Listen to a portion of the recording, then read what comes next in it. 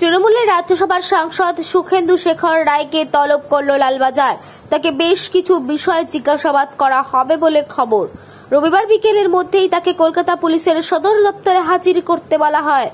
কেন তলব? সুখেন্দুকে লালবাজার জানিয়েছে সমাজ মাধ্যমে ভুল তথ্য পরিবেশন করছেন সুখেন্দু, সেই কারণেই তলব।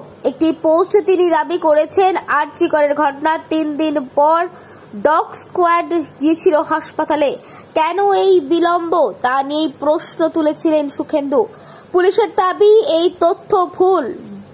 ডগ স্কোয়াড নিয়ে ঘটনাস্থলে যেতে আদৌ দেরি করা হয়নি, সে বিষয়ে তাকে জিজ্ঞাসাবাদ করা হতে পারে রবিবার বিকেলে, এমনই কিন্তু সূত্র মারফত খবর। ব্যুরো রিপোর্ট, চ্যানেল 24 নাও, সত্য কথা সবার আগে। দেখুন, আরজি করের ঘটনা, ধর্ষণ এবং খুন, ন্যায় বিচার আমরা সবাই চাই। মাননীয় মুখ্যমন্ত্রী মমতা বন্দ্যোপাধ্যায়ও চান, অভিষেক বন্দ্যোপাধ্যায়ও চান, এবং পুলিশ সেই মতো তদন্ত করছিল। একজনকে গ্রেফতার করেছে 12 ঘন্টার মধ্যে।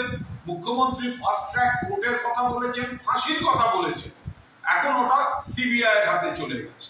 তো মুখ্যমন্ত্রীও বলেছিলেন সিবিআই এর হাতে দিলে কোনো আপত্তি নেই, কিন্তু মাননীয় সাংসদ সুখেন্দু শেখর রায় তার পোস্টে যেভাবে পুলিশ কমিশনারের গ্রেফতার দাবি করেছেন, পুলিশ কমিশনারকে কাস্টোডিয়াল ইন্টারোগেশন অর্থাৎ সিবিআই পুলিশ কমিশনারকে গ্রেফতার করুক এবং জেরা করুক, এই দাবির তীব্র বিরোধিতা করছি। কারণ পুলিশ কমিশনার বিনীত গোয়েল তিনি সংবাদ পাওয়ার পর, খবরটা পাওয়ার পর দ্রুততার সঙ্গে যথাযথ ব্যবস্থা নিয়েছেন, পদক্ষেপ নিয়েছেন, এবং সেইখানে 12 ঘন্টার মধ্যে গ্রেফতার হয়েছে।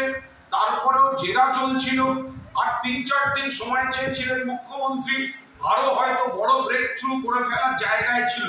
এখন সিবিআই এর হাতে চলে গেছে। সেই জায়গায় সুখেন্দু বাবু সিনিয়র, আমাদের সকলের শ্রদ্ধেয় নেতা, তার আবেগ, তার উদ্বেগ নিশ্চয়ই, কিন্তু তাই বলে পুলিশ কমিশনারের গ্রেফতার চাই এবং হেফাজতে নিয়ে জেরা চাই, এটা একটা অযৌক্তিক দাবি এবং এই দাবির বিরোধিতা করছি।